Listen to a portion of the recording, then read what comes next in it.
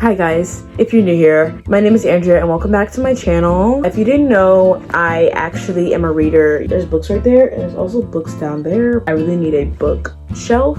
In today's video, I'm going to show you all the books that I read in the month of April. In the month of April, I read 3 books. Before I explain them to you, I'm just gonna tell you who they are real quick. I read A Court of Wings and Ruin, A Court of Frost and Starlight, Ruin Rising. I usually average about like 3 to 4 books a month. First book that I read this month was A Court of Wings and Ruin. So this is the 3rd book in the ACOTAR series. So it is like fantasy. If you don't know what the ACOTAR is, it's fantasy, romance, fairies, and magic.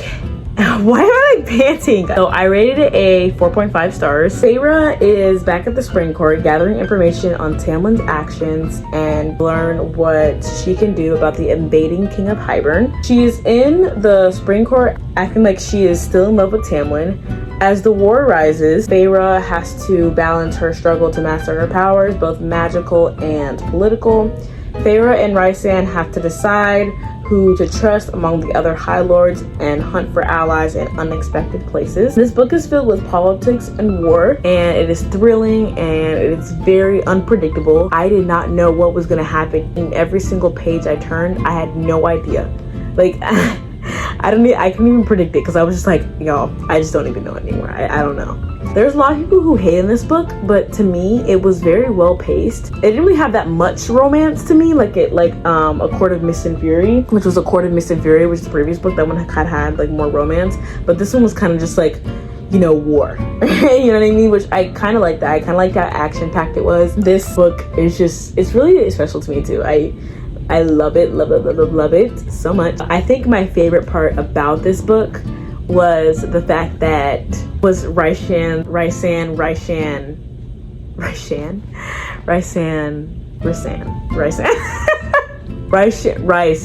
just gonna say Rice, guys. Rice was Rice's battle speech, like hit like the before. I was like literally tearing up, y'all, and I literally like highlighted the entire page because it was so cute. Like him when he said something and then Amren said something, and I was just like, guys, I love my little family. I think the only problem I have with this book, which is why I didn't give it 5 stars, because it would have been 5 stars because it's literally so good, but it's the fact that like at the end, spoiler alert, nobody really dies at the end. Like there was no like sacrifice. Like, okay, there were some jump scares. There's people who like looked like they were dead. I can't really say that, or I'm not gonna say that word. There were some people who like were dead and then they like came back alive twice, and it was kind of like, dang, like I kind of thought that somebody was gonna die like and get sacrificed. I feel like it needs that. I mean, somebody did die, spoiler alert again, but it was like we didn't really grow up with him. We didn't really grow up with that character, so it wasn't like, you know, it wasn't like that relevant to us. So I mean, what he did was really heroic, but it's just like, I don't really care. Like, I knew somebody was gonna die and get sacrificed, but I didn't think it was gonna be that character. I mean, I kind of knew, but I thought it was gonna be like another person too. So yeah, that's it for A Court of Wings and Ruin. This next book I have is A Court of Frost and Starlight, which if you can see from the last book that I did, it has the same cover, so it's in the ACOTAR series. It's the novella in between the 3rd book and the last book. I give it a 3.7 stars, and a lot of people in the book community call this the Christmas special. Because it literally is. Basically, Feyre and Rhysand are recovering from the war that changed everything. And this book is so special to me because it really highlights the love and friendship that these characters share, and it gives like multiple POVs. And I know a lot of people say it's boring, but it's really boring like the first 50 pages. But then like after that, it kind of gets like all Christmassy. And one thing that I do like how it shows is it shows like the after effects, like the devastating, like real after effects of the war that they just had in the previous book. It's not just Feyre and Rice, but it's also Cassian, Morgan, and Adriel, and Nesta. It wasn't just Feyre and Rice who went through this war, it was each and every one of them. It just shows how they all come together and enjoy one another's company, and I just love it so much. Love my little family. This book is set near the winter solstice, which is basically Christmas. They are basically just opening presents and celebrating Feyre's birthday, and this book is just so wholesome and it's so special to me. So yeah, that's it for A Court of Frost and Starlight. This next book, y'all. Ruin and Rising. Ruin and Rising. I didn't even say the authors that, oh my god, I'm sorry. A Court of Frost and Starlight by Sarah J Maas and A Court of Wings and Ruin by Sarah J Maas. Sorry guys. Ruin and Rising by Leigh Bardugo is the third book in the Shadow and Bone trilogy. This is the third book that I read this month. This book is young adult fantasy romance and I rated it 2 stars. Y'all, this book was a struggle to get through. Like, it was a struggle. I only really read this book to understand like Grishaverse so I can read Six of Crows. But honestly, guys, please don't. Like, I'm telling you right now, you don't have to read the whole trilogy. Just read Shadow and Bone and you're good. Good. Shadow and Bone is the only thing you need to read. And I know it might seem like you want to get to the other books, but no, it's not worth it. Like, for the end, it's not worth it. Like, I was so mad. When I get to the end of a series and I don't like it, which never really happens, like, it literally makes me so mad. Because you're telling me I read all these books for it to end like this. I can't even believe that. For starters, this book had no consistent plot. I had no idea where this book was gonna go. And it wasn't like in the good way, like Wings and Ruin, like A Court of Wings and Ruin. No, it was in the bad way. Like, and then the end of the book kind of felt a little rushed to me. Like, it kind of felt like we were trying to hurry up and get to the end just so we can like end this trilogy off. But like, I didn't like it like that. And then spoiler alert. So basically, Alina which is the main character. She does all of this like character building in the first 2 books, and so I'm thinking like she's gonna be like so insane, like gonna be that girl at the 3rd book. But no, this girl loses her powers and then ends up with Mal. You're telling me I read this entire book for her to end up with Mal? She could have died alone. She could have. Like, I don't like oh my gosh. And the fact that there was not only 2 but 3 potential love interests in this book. 3. I already don't like love triangles, and the fact that there was 3 people who were down bad for this weak behind girl was literally making me mad. And I loved Alina in the first 2 books, but she was getting weak in this book. I'm sorry. She was getting like, she was not eating. Maybe in like the first few parts of the book she was eating, but at the end she just gave up. Like, girl, what are you doing? What are you doing? Like, this is not real. Okay, I'm pretty sure the only good thing that I liked about this book, because we gotta put something good in there, is Nikolai. Like, okay, I only like Nikolai in this book. That was really the only thing that I liked about this book. That's literally it, guys.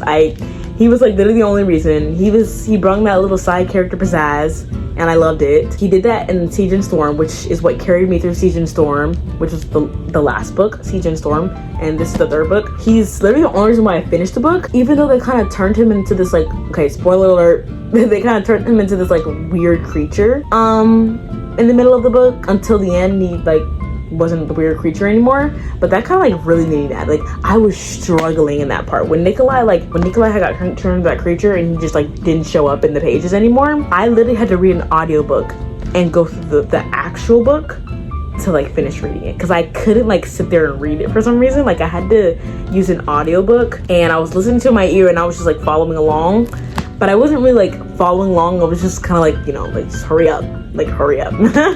Because I was like not gonna DNF this series. I don't know why. The reason why I didn't DNF it is because I actually kind of like Bardugo's handwriting. I'm not handwriting, but I like Bardugo's writing in this book and all 3 books. Her writing is really nice, and it's really like well paced to kind of get through too. Her writing is just like easy to fly through her books, basically. So I'm kind of glad that her writing was the way it was, so it didn't put me in a slump, because this book definitely would have been the one to put me in a slump if her writing didn't like literally save the day. But yeah, that's pretty much it for Ruin and Rising, and that will be pretty much it for all the books that I read in April. I actually got this one from the library. Just letting you guys know that you can still get books from the library now. You don't have to buy every single book. So now I'm gonna get into my current reads and my TBR and anticipated reads. My current read right now is the last book in the ACOTAR series, A Court of Silver Flames. I am on page 197. I I love this book so far. It's kind of like giving enemies to lovers right now, and you guys know I eat it up